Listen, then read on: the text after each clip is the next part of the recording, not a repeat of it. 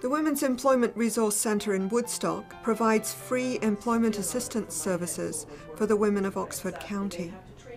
The auto industry has expanded into this largely rural county in recent years.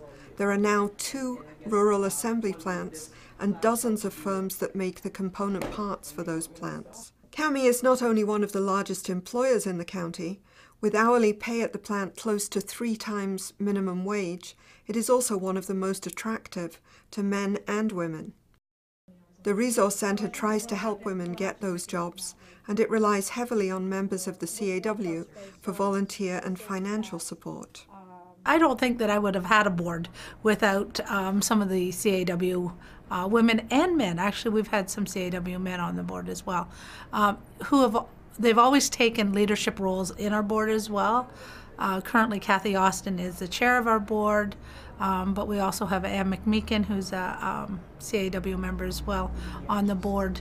We have a social enterprise, a sewing enterprise, so they have purchased conference bags from us.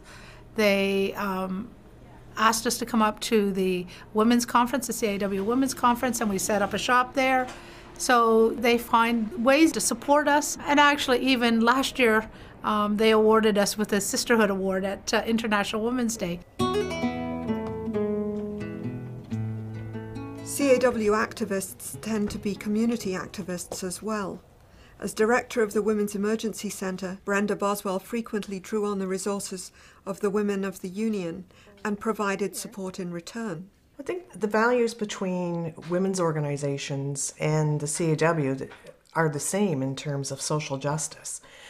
So it begins at the very depth of who they are as women's advocates and who organizations like the Women's Emergency Centre is. They have been partners on many, many levels, whether it's been organizing social justice events, helping with fundraising events, promoting women's issues. The two have worked hand in hand and to the same means. So it's been very symbiotic in that they rely on us as the grassroots to be out there connecting them with the grassroots and making a change, and we rely on them for their support and what they can give us in the bigger picture. Wendy Clifford is known as an activist inside and outside the union. She's been a member of the Oxford Coalition for Social Justice, an alliance of community organisations and labour unions. Our coalition decided to bring in a Colombian family, and this family, the father was actually a trade unionist in Colombia, and he was actually on the death list. So him and his family were essentially fleeing for their lives. And what we did is we acted as sponsors. So we brought them into Canada to a safe environment. We provided them with their housing, their education, emotional support when we could. And it was just, it was a huge undertaking I'll never forget. After the events of December 6, 1989, the CAW initiated a groundbreaking referral program run jointly by the company and the union. The Women's Advocate program plays a frontline role in helping women who are dealing with a number of issues, including violence or abuse in their personal lives. It's designed to create a healthier, safer workspace. As you know, it was a horrific time in 1989 when 14 women were murdered in Montreal just because they were women. They were called feminists prior to the gunmen killing 14 of the women. And so it really sparked debate, I think, not just in our union, but in this country around the issue of violence against women, and certainly within our union. We had done some work on it before, but I think this was a real catalyst for us to start to talk about what we could do as a union. So, you know, we've done lots of work in terms of education with our leadership, but we needed to put something into the workplace. We needed to put a position into the workplace where if women were in trouble, they would have somewhere to turn. So that was the beginning of the Women's Advocate program, and today we're at 140 women's advocates across the country in every sector of our union. So it's an amazing program for women. The issue of violence against women and objectifying women seeps into our workplace very quickly.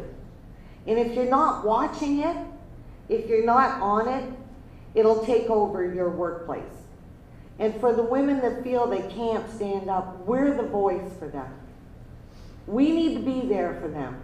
Because when we're there for them, we make it better for one, we make it better for a lot more women.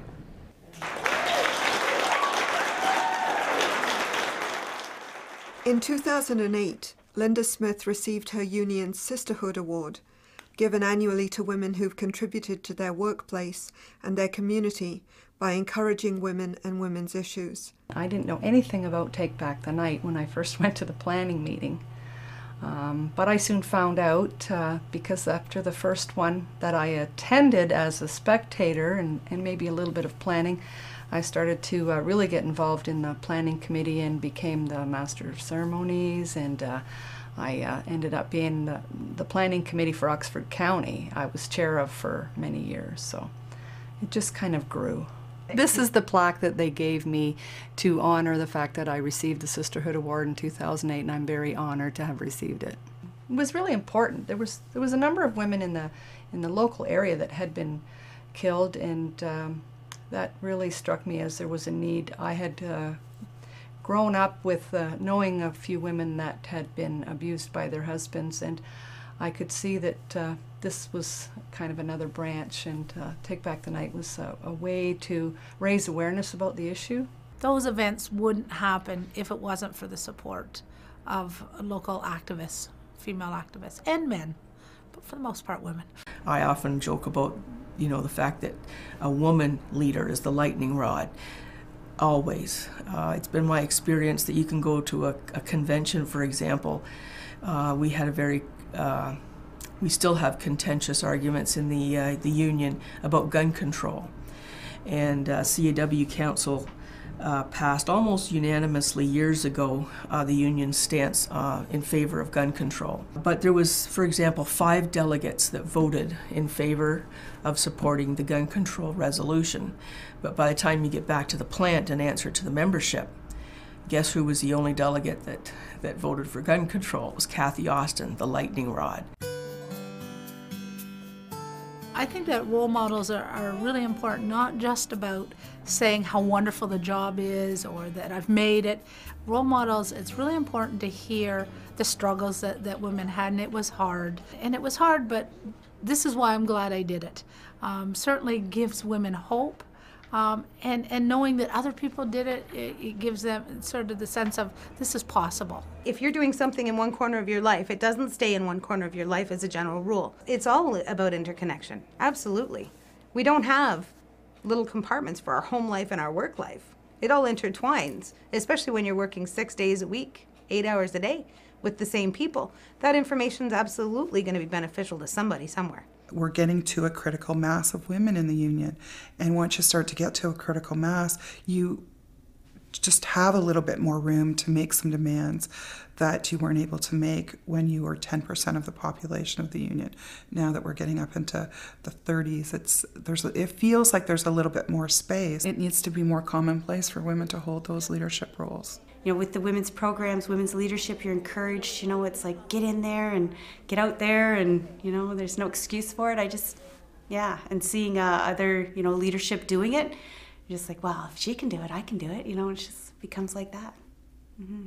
As a feminist, as a strong lesbian feminist, without the women that I've been exposed to in the union, without their patience and their encouragement and their mentoring, I wouldn't be who I am. I wouldn't be sitting here today. I think we've come a long way. I don't think we're totally there yet. I would agree with Mary. I don't feel we're all the way there yet, but big changes have been made, and I think they'll continue. No more to drudge and idler, tend that toil while one reposes. I hope we can put that fire out, and the reason I say that is because they put that eternal flame there until there's no more violence against women, and so I hope we could put that fire out. The sharing of life's glories, bread and roses.